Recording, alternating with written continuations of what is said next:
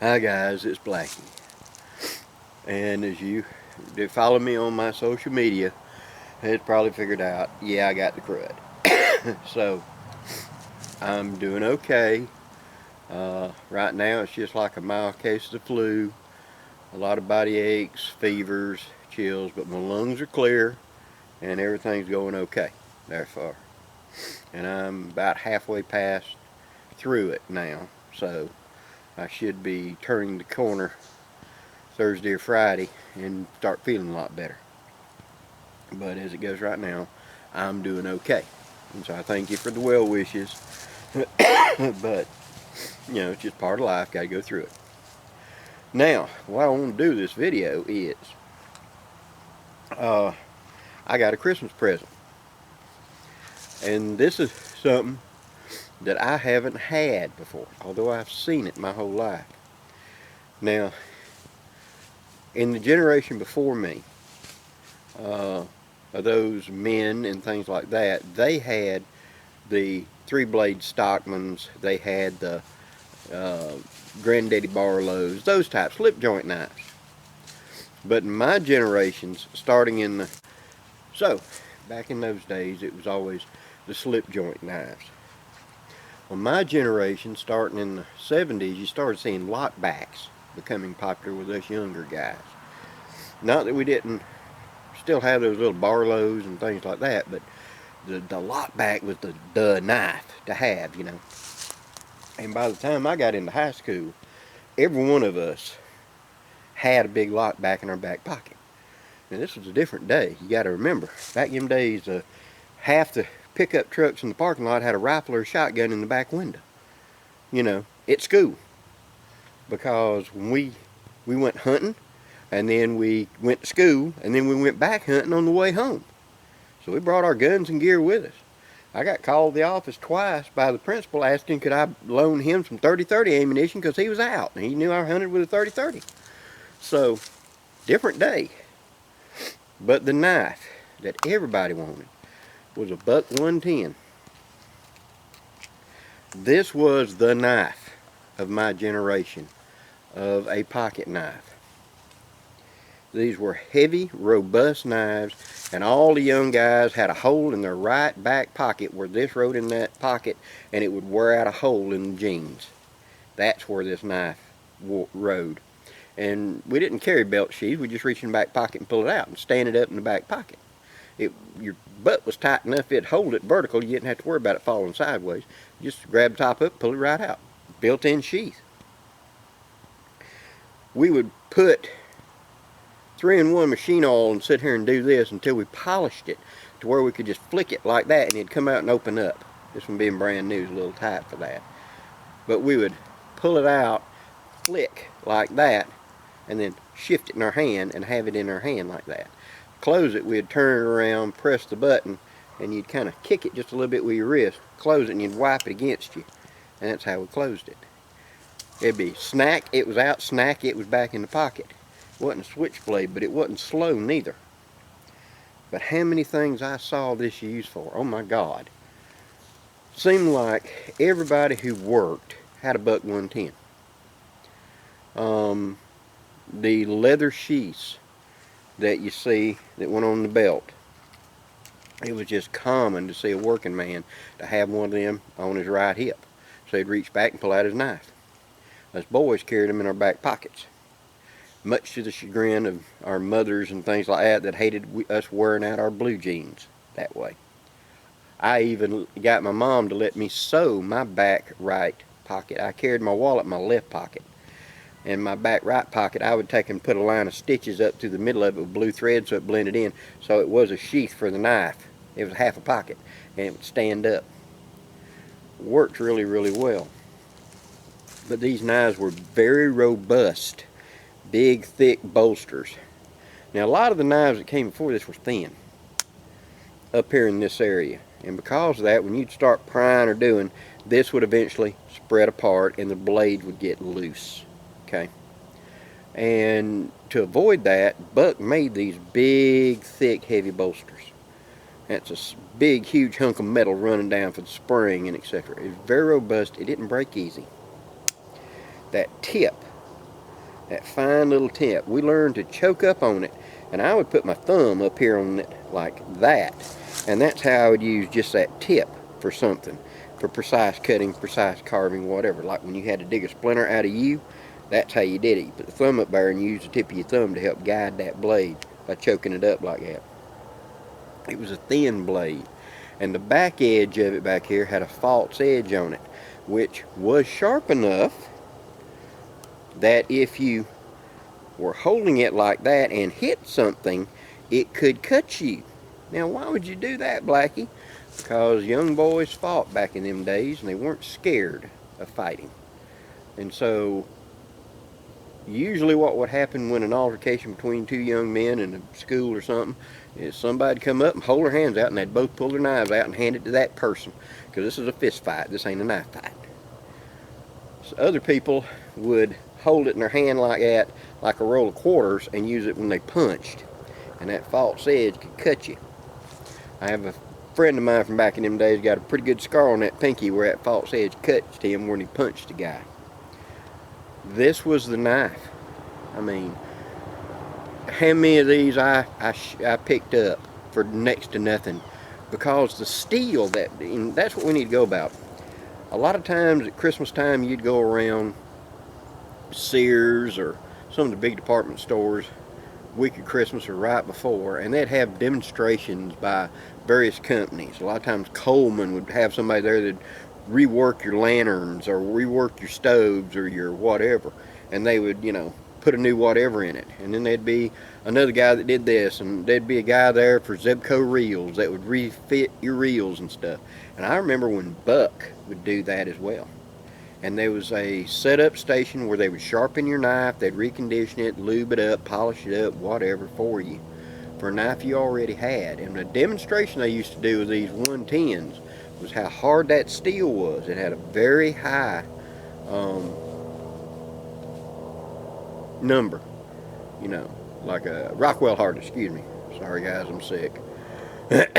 And they would actually take and put it up there and hit it and cut 16 penny nails in half with it and show that it would still slice paper.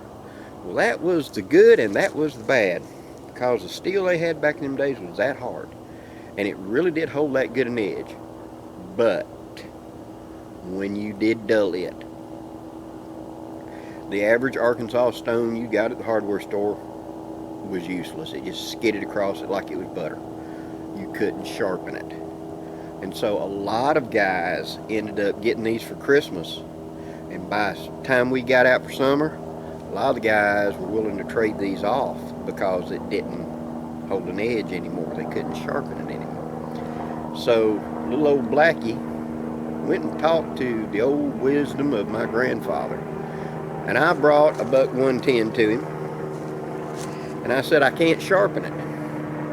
And I had been taught how to sharpen a knife, and he said, let's see it and let's look at it. And within 5 minutes, Granddaddy said, well, there's your problem. The stone isn't nearly hard enough to cut that blade. We need a tougher blade, a tougher stone.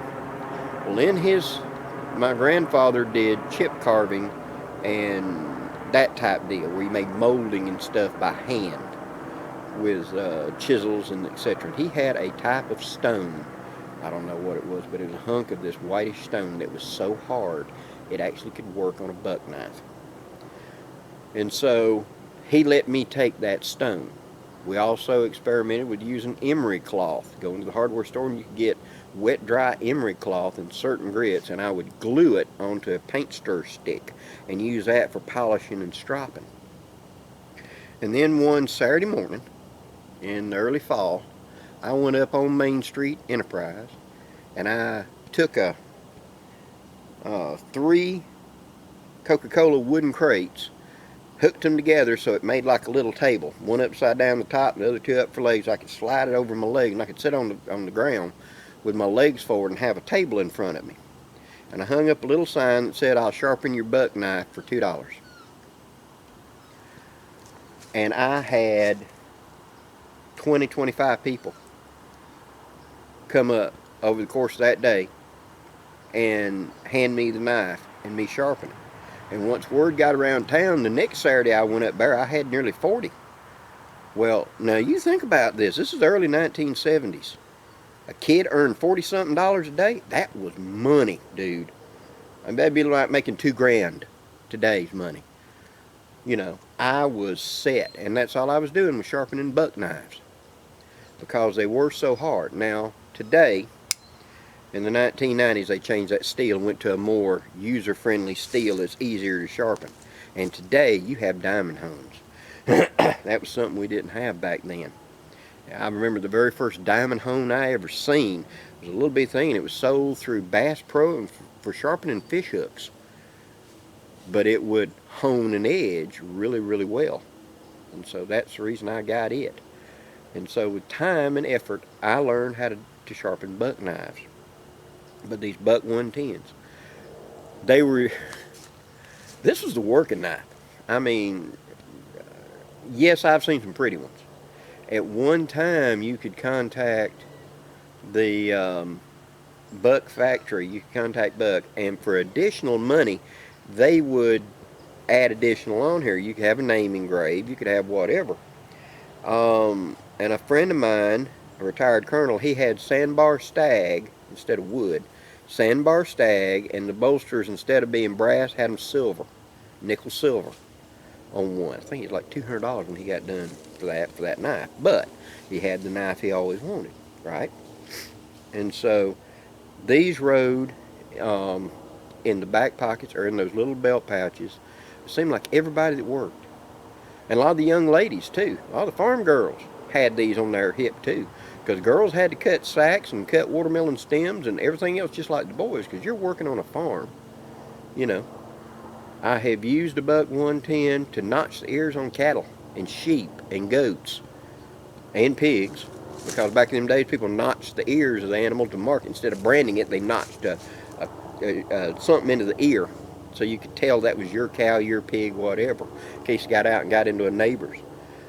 And I have cleaned God knows how many deer, God knows how many fish, squirrels, everything with this knife. Is it the perfect buck skinning knife? Absolutely not. But it's a good knife. And if you took the time and learned its strengths of that upswept tip, of how to choke up here and use just that little needle tip for doing precision work, you did good. As a skinning knife, it was not a good skinning knife. That curved down tip dug into the meat. You had to lift up the hide and go between your fingers like that. But now once you got the hide rolling down, you could take it backwards and use that tip to trace the line and pull the hide and pull deer hides off and things like that pretty easily. It had a good size to the hand. It fit your hand, so your hand didn't fatigue easy using it. And you could shift it to all kinds of positions, and it didn't feel awkward when you were holding it. Something a lot of its contemporaries did have that problem with. My favorite knife, and the one I carried for 20 years, was not the Buck 110, but was a K-Bar 1607. And when you looked at it sideways like that, they looked the same, but when you turned it sideways, it was about half as thick. It rode in my back pocket a lot better, but your hand would get tired too when you were doing a lot of cutting. You wouldn't get that way with these bucks. And I got a lot of these bucks over the years where people it'd get dull and they didn't know how to sharpen it. And I'd say, hey, I'll give you $5 for it. And I'd get it and I'd sharpen it. And then I'd give it away as a present or find somebody that needed it. So many of them were beat up, where that'd be what you pull out of your pocket to nail that tack back in, or that such and such came loose and beat and bang. I've seen them just beat almost round by mechanics for whacking this or that because they don't have a handy wrench, so just grab the pocket knife, beat on it. These were working tools.